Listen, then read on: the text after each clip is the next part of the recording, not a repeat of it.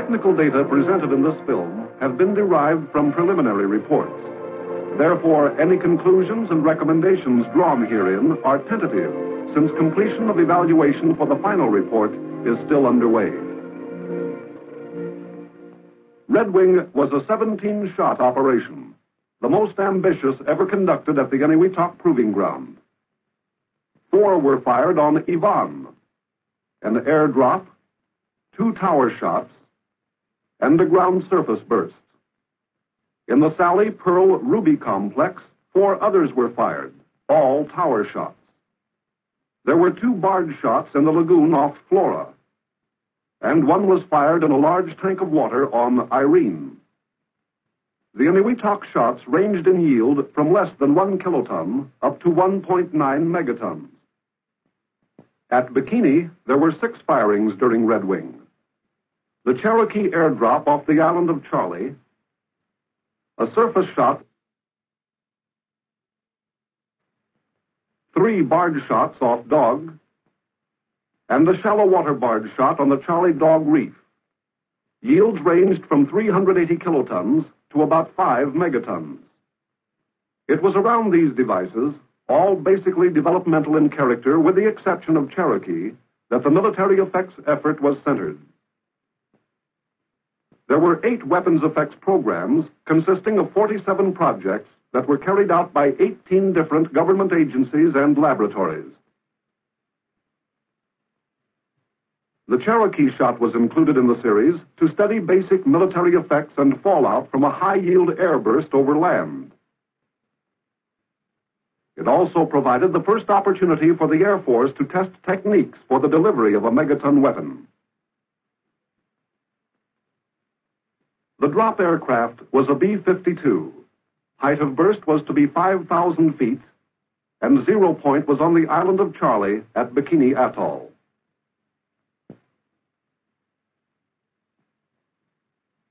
Blast studies in free air were concerned primarily with measurements of a high-yield airburst to document propagation of the blast wave through a non-homogeneous atmosphere. One technique used to obtain this data was to fire smoke rockets behind the 0 point to form a smoke grid, and then to photograph the shock propagation against this grid.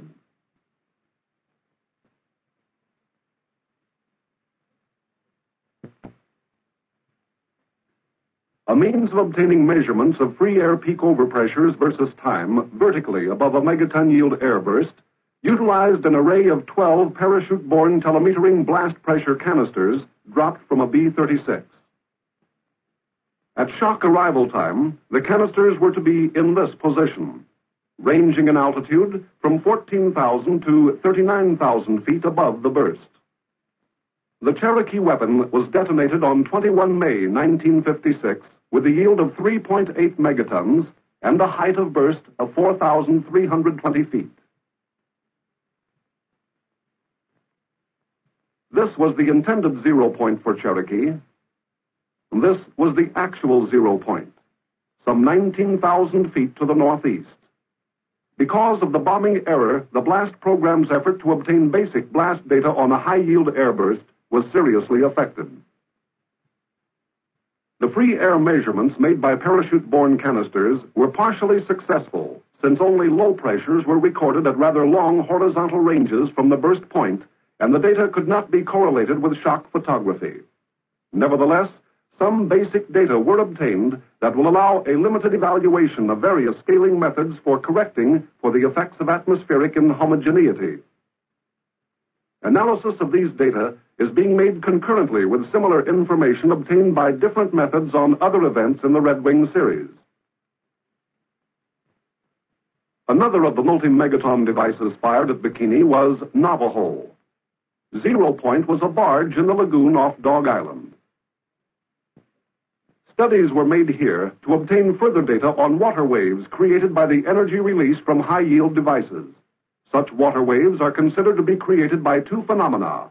First, in the immediate area of the burst, energy transfer in the form of initial impulse and fluid displacement produce the most significant waves.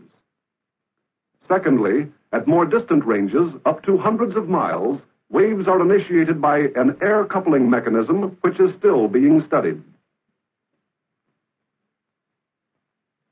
Navajo was fired with a yield of 4.8 megatons.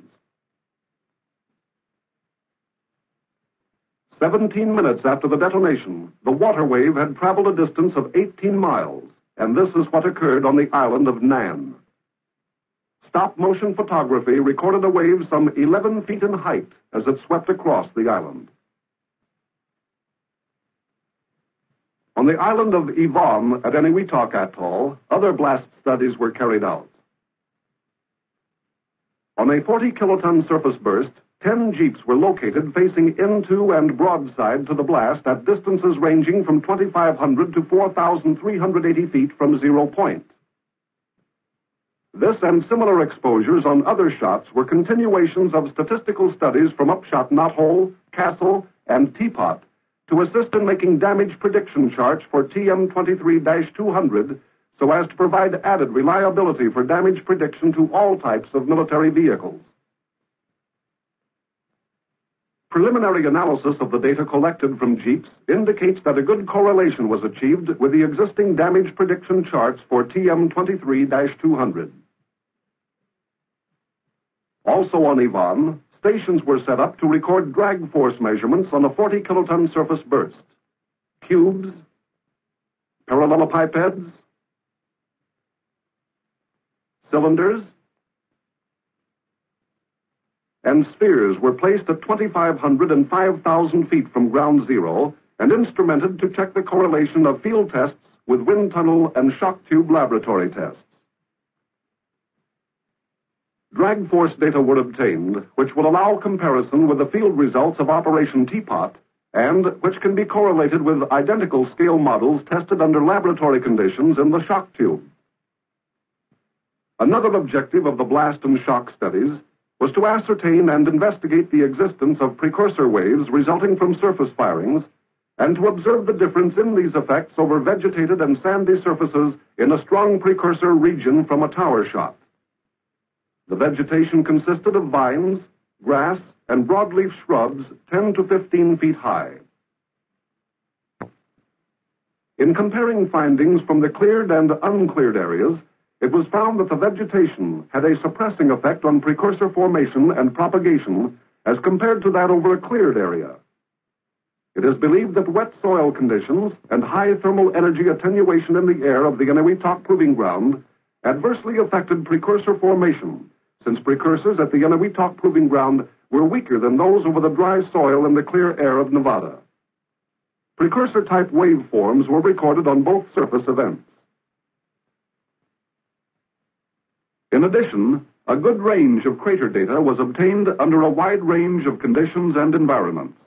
For example, La Crosse was fired on the reef with a yield of 39.5 kilotons, and the crater was 404 feet in diameter, 44 feet deep, and had a 15-foot classical crater lip.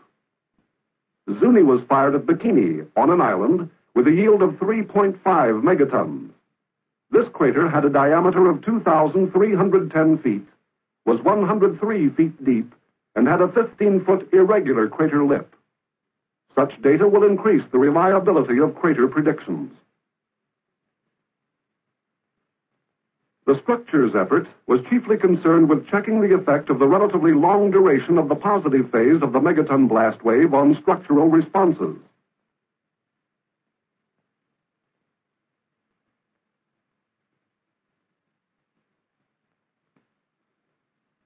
During Teapot, the response to blasts of short-duration positive phase was studied. There were many unresolved questions concerning the applicability of a simplified mathematical model to the load duration problem. On Teapot, the responses of 4 typical single-story steel-frame industrial buildings to a 22-kiloton burst with a relatively short-duration positive blast phase were documented.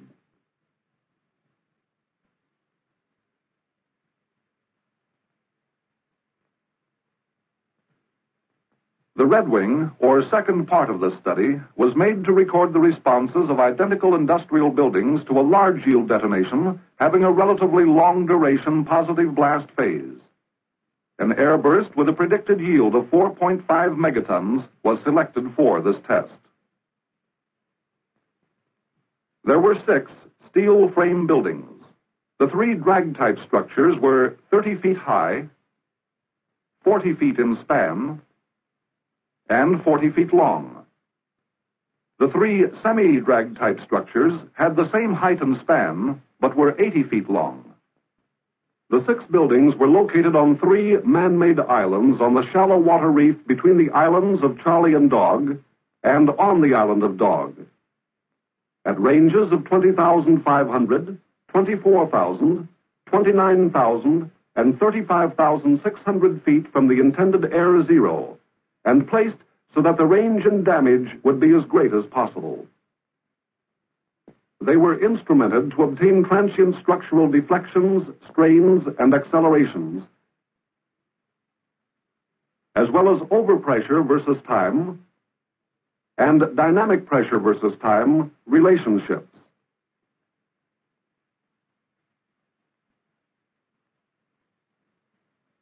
At shot time, high-speed remote cameras trained on the structures recorded arrival of the thermal radiation. It was also intended for the cameras to record arrival of the shock front, but they ceased operation prior to that time.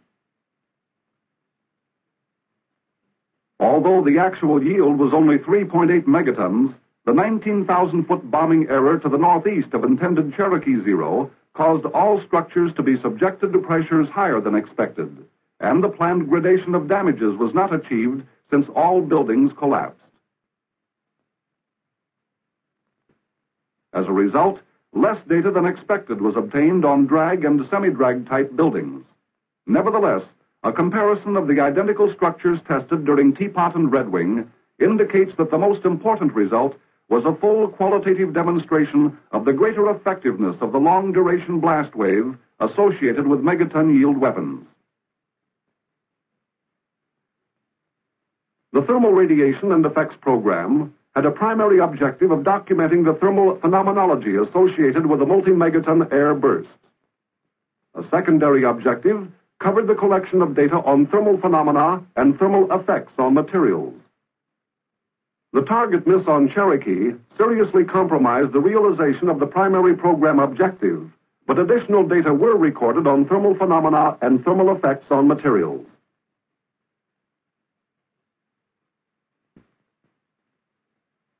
Studies of the effects of nuclear weapons on aircraft in flight, conducted previously during Operations Greenhouse, Ivy, Upshot Knothole, Castle, and Teapot, were continued. Previous tests indicated the critical importance of thermal effects on aircraft structures with respect to subsequent loading of the heated structure by both gust and overpressure.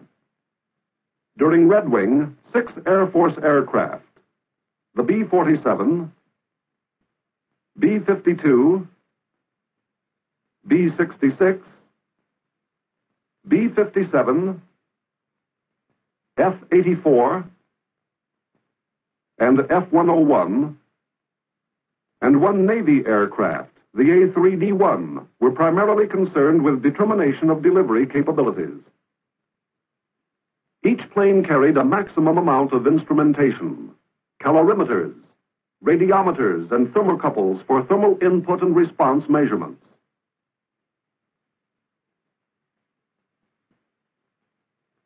Transducers and strain gauges to record shear, bending, and torsion of the wing, tail, and fuselage surfaces. Other instrumentation included gyros to measure angles of roll and pitch, pressure transducers to record overpressures, accelerometers for measurement of structural accelerations, plus oscillographs and cameras to record aircraft positioning information, wing deflections, and other data.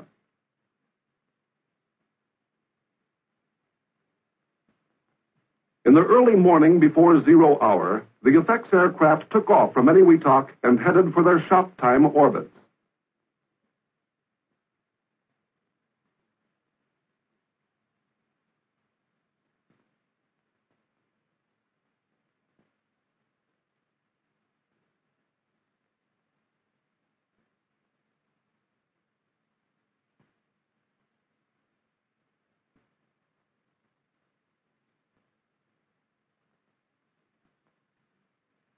To position the aircraft at precise locations in space, and to have a complete record of the flight paths at zero time and at time of shock arrival, various aircraft and ground electronic positioning systems were used.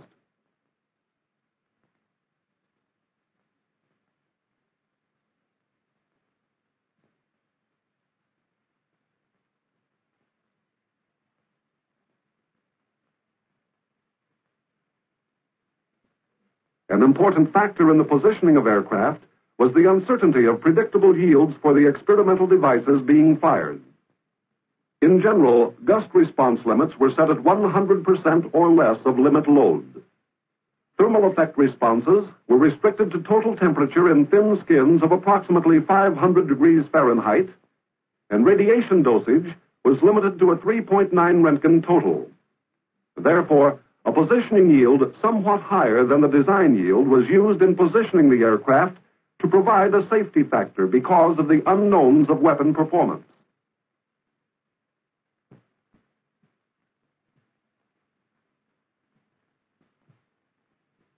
For example, with the Zuni device, the predicted yield was 1 to 3 megatons. The safety factor stated that aircraft positioning yield would be 5 megatons. The actual yield of this device was 3.5 megatons.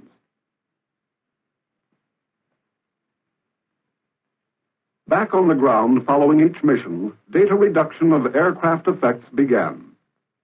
The objectives of the aircraft effects program were fully met during this operation. A definite conservatism in the prediction methods for thermal inputs was noted, with predicted values being significantly higher than measured values. The results will be useful in developing more precise methods for prediction of thermal input and response parameters. Additionally, a conservatism was noted in the prediction methods of total dosage from nuclear radiation. Air crews received about half of the predicted doses. The importance of being able to predict radiation fields with resultant dosages to crews in the delivery of lower-yield kiloton range weapons by high-speed fighter-type aircraft becomes paramount.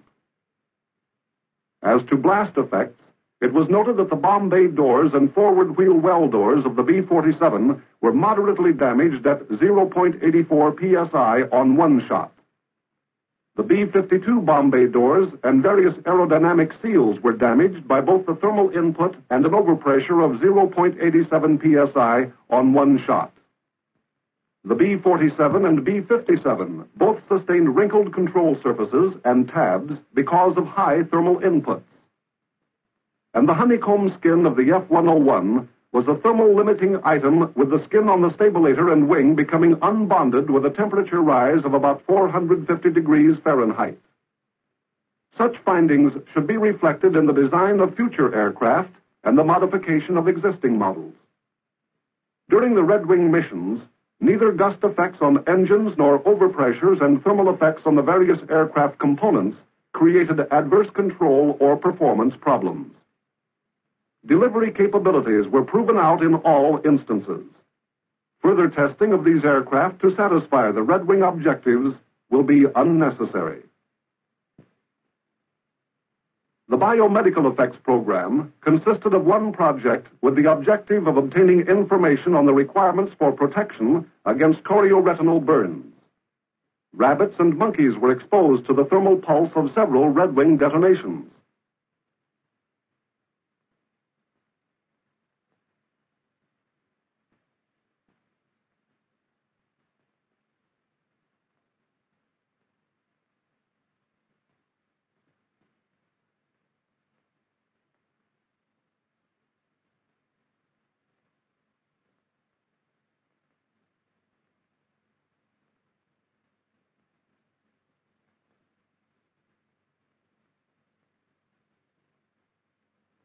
Timing and shutter mechanisms for fractionating the light pulse time-wise, and shutters and filters as possible protective devices for the eye were tested at all stations. The animals were exposed on 11 of the REDWING shots.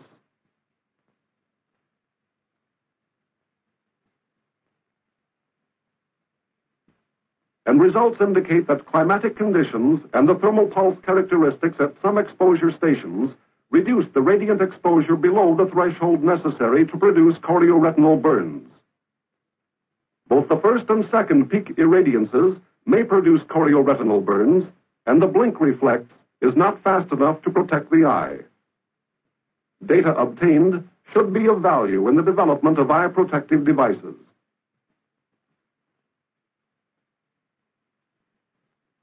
Another of the REDWING effect studies was concerned with the long-range detection of nuclear detonations by utilizing the electromagnetic pulse radiated by the detonation.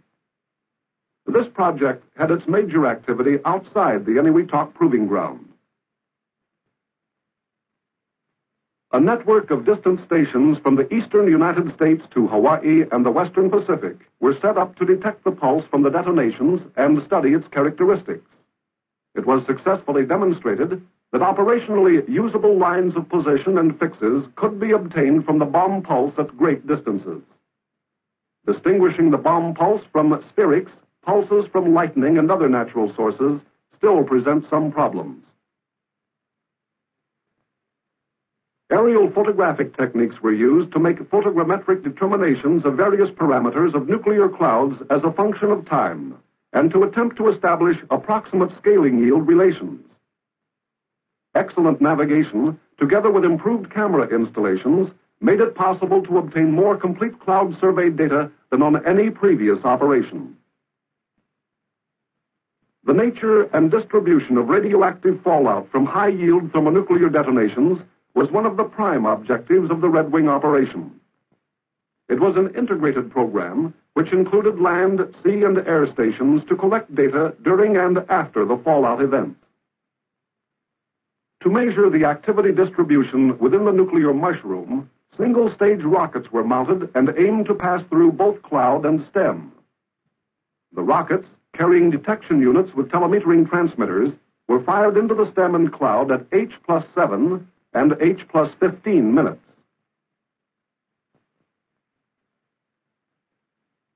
The telemetered radiation exposure rate was then recorded on magnetic tapes in island and shipboard recording stations. To study the physical, chemical, and radiochemical nature of fallout after it reaches the surface, a number of collection techniques were used. Land stations located throughout the atoll consisted of total and time incremental collection devices for the purpose of gathering gross samples as well as samples versus time, from which time of arrival, rate of fallout, and time of cessation could be established.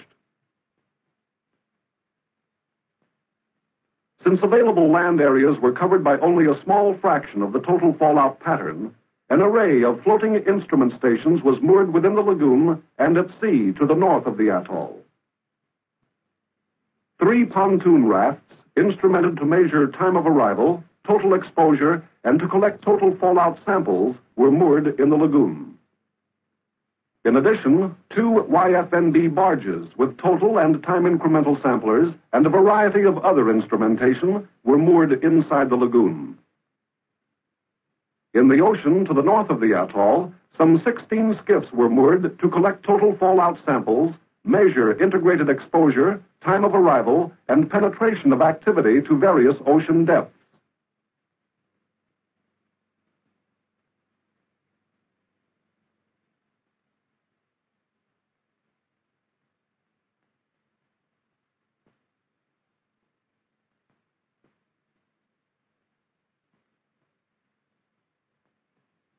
There were 3 fallout ships, YAG-39, YAG-40, and the LST-611, which were moved into position in the expected fallout zone prior to arrival of fallout to permit collection of total and incremental fallout samples at critical locations within the predicted pattern, as well as to make determinations of time of arrival, rate of arrival, cessation, particle size distribution with time, and other pertinent fallout parameters.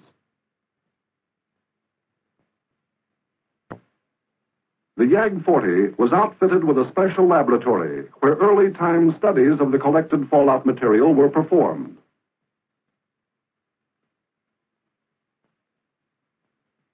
Panels of typical building materials and common shipboard items were placed aboard the 3 ships for contamination-decontamination studies. In addition, masonite phantoms were exposed in a project to evaluate the performance of certain Navy dosimeters. The ships were also instrumented to measure the shielding effectiveness of various thicknesses of steel as a function of time, and to determine the gamma radiation fields produced by the ship's surface, air envelope, and water distribution of fallout contaminant. As well as serving to evaluate the effectiveness of washdown systems during fallout, the contaminated ships were utilized to test various decontamination procedures after their return to Eniwetok. To document the resulting fallout patterns, both aerial and sea surface surveys were carried out. P-2V aircraft, instrumented with very sensitive radiation detectors, were flown over the contaminated ocean areas to give an early definition of the pattern. This instrumentation was also used for making air absorption measurements, which permitted air survey data to be related to the exposure rates that existed 3 feet above the ocean surface. The surface surveys were accomplished by 2 destroyer escorts and the oceanographic survey vessel Horizon. Guided by the information resulting from the early aerial surveys, these ships moved into the ocean areas after fallout had been deposited to make exposure rate measurements just below the ocean surface. Periodic measurements of exposure rate versus depth, and to take water samples for analysis. This coordination of effort was made possible through the unified direction of the fallout program from a central control center. This Program 2 control center was located aboard the Joint Task Force flagship, the USS Estes. From here, communications were maintained with all elements of the fallout program. The YAGs and LST were positioned prior to fallout arrival based on predictions. The aircraft surveys were initiated and controlled, and the ocean surveys were directed, all under the supervision of the senior scientific personnel centrally located at the control center. In this way, an integrated effort of many separate elements was achieved, thereby resulting in a thorough documentation of the resultant patterns. To provide additional information on early cloud penetration and to permit determination of exposure and exposure rates encountered in flying through clouds produced by megaton range detonations, a number of B-57B aircraft, equipped with appropriate instrumentation, were flown through the stem and cloud base at times as early as 20 minutes after detonation. The data obtained is also valuable in determining the spatial distribution of the activity within the mushroom. During Redwing, all types of firings, air bursts, land surface bursts, and water surface bursts were documented to obtain the maximum amount of information on fallout phenomena. On all types, the concentration of activity in the stabilized cloud seemed to be more dense in the layers near the bottom of the cloud. The stem activity concentration appeared to be less than 3% of that in the cloud. The ocean and aerial surveys, in conjunction with the data from collector stations, permitted construction of fallout patterns from the contaminating shots.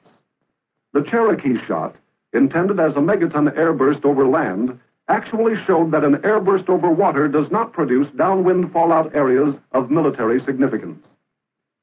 Whether or not this is the case over land remains to be determined. The land surface and water surface bursts did produce tremendous areas in which exposed personnel would receive lethal dosages. This data should be helpful in the construction of fallout models from which prediction methods could be developed. The data from Redwing confirmed the Castle finding of the significant extent of hazardous radioactive fallout resulting from the surface detonations of high-yield weapons. The results of the 8 weapons effects programs conducted during the 17-shot Redwing operation were many and covered a wide range of data. Because of the magnitude, it is possible to summarize only a few. The blast and shock program was successful in meeting its objectives, except for the loss of data on Cherokee. Aircraft effects tests proved out delivery capabilities in all instances, and Redwing objectives were fully accomplished. A comparison of the identical Redwing and teapot structures provided a full-scale qualitative demonstration of the effectiveness of the long-duration blast wave associated with megaton-yield weapons. The results confirmed on a full-scale basis theoretical studies which have indicated that as the length of the positive phase of the blast wave increases, the overpressure required to cause a given degree of damage decreases. The fallout studies of megaton-yield surface bursts during Redwing showed that the fallout hazard can be of military significance over areas of several thousand square miles. On all shots during Redwing, a high percentage of the instrumentation functioned properly and resulted in varying degrees of success in the documentation of megaton and kiloton effects. This documentation modified existing data, extended presently established theories, and added to the knowledge of phenomena in areas heretofore only partially documented.